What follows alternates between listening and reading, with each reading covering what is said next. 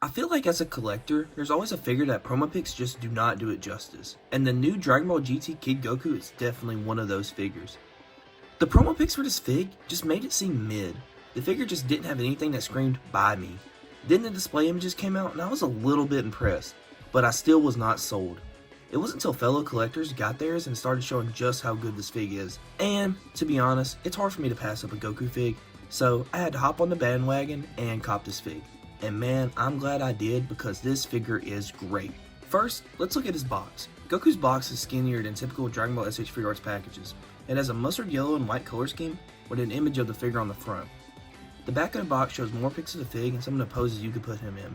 His packaging is your typical Dragon Ball SH Figuarts packaging, and so let's go ahead and get him out of the box.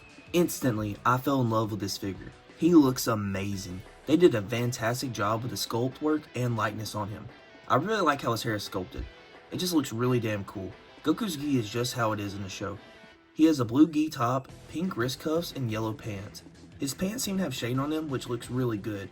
Also, this Goku is tiny. He is so small. It honestly makes this figure even more fun to play with, because now I can have a kid Goku that is actually tiny and not a little oversized. Now, since he is small, I have ran into a few QC issues and limitations that is expected with the engineering they had to use with the figure since he is so small. But this fig still feels really good and is really easy to pose. With all that being said, let's look at his accessories. I'm actually very happy with what this figure comes with. First, let's talk faces. Goku comes with 4 interchangeable faceplates. He comes with a happy Goku face, which I think is essential for any Goku action figure. In the promo pics, this face did not look that good to me, but in person, it looks a lot better. Next, he comes with a stern resting face. I love this damn face so much. It might be one of the best stern faces I've ever seen on a Goku fig. From every angle, it looks so damn good. Next is Goku's angry teeth gritted face. This is another fantastic face. Like, look at it. You can really see how tense and angry he is. Then lastly for faces, he comes with an angry yelling face. All the faces look really damn good and have a nice edging on them to ensure they look good from any angle. Next, Goku comes with 6 pairs of interchangeable hands. He comes with 2 fisted hands, 2 Ki Blast open hands, 2 fighting stance hands, 2 more fighting stance hands with his last 2 fingers up a little, 2 grappling hands, and then 2 open hands with a peg hole in them. These hands are made to hold the Kamehameha effect that he comes with. This Kamehameha effect might be my favorite that's ever came with a Goku fig, because typically you plug in the light beams into the ball, and it's sometimes a hassle, but this time they're on little ball pegs, and they just peg into the orb. Now you can get a little bit more range and movement with the light beams, which is even better for posing a fig. Also, this piece looks really good and has nice coloring all throughout it. Goku then comes with a windy hair piece. This piece can be used for him powering up or doing any kind of action pose. One thing to note that is annoying about this hair is that when you're trying to swap it to the other head, the neck peg will get stuck into it. I don't know if it's like this with every copy, but mine does this every time, so it is annoying. But the hairpiece does look really badass and I'm very happy with how it looks.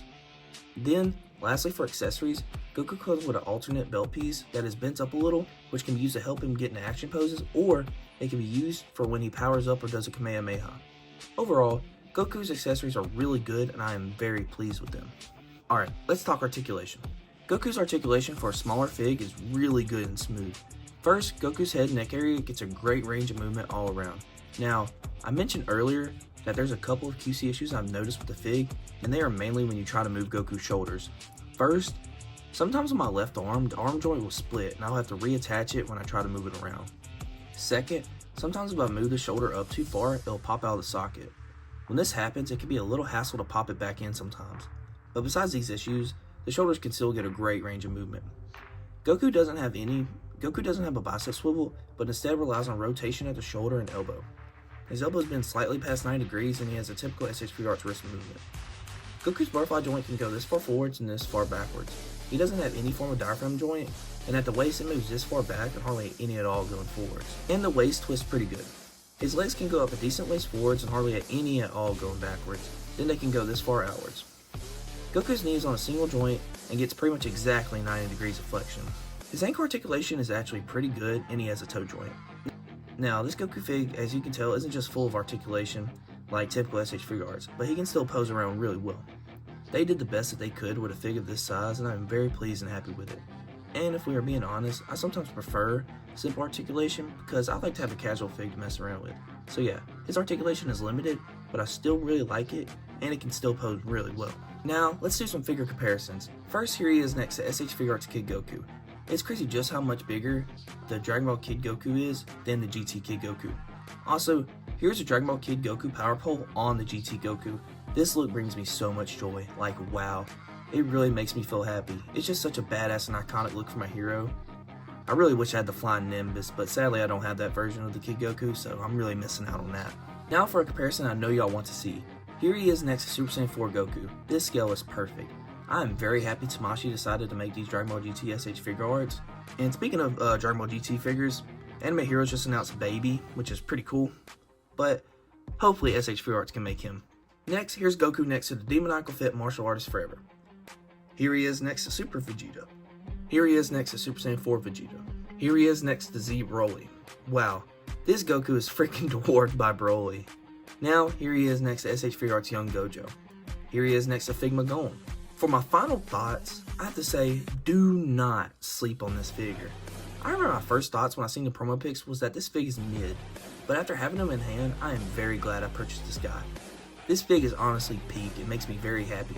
Don't let anyone, and I mean anyone, tell you that this fig is not worth its price or its stock or that it is not good.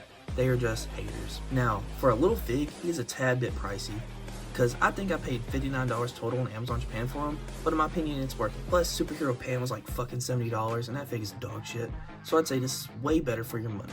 But yeah, for my final thoughts, this guy's amazing, and I feel like this is a must-have for any Dragon Ball GT fan or Goku fan. Pick this guy up if you ever had the chance to. And that's it for this video, guys. Hope y'all loved and enjoyed it. Make sure to tell me what your thoughts are about this figure, and who do you want to see next from the Dragon Ball GT line. See y'all in the next one. Peace.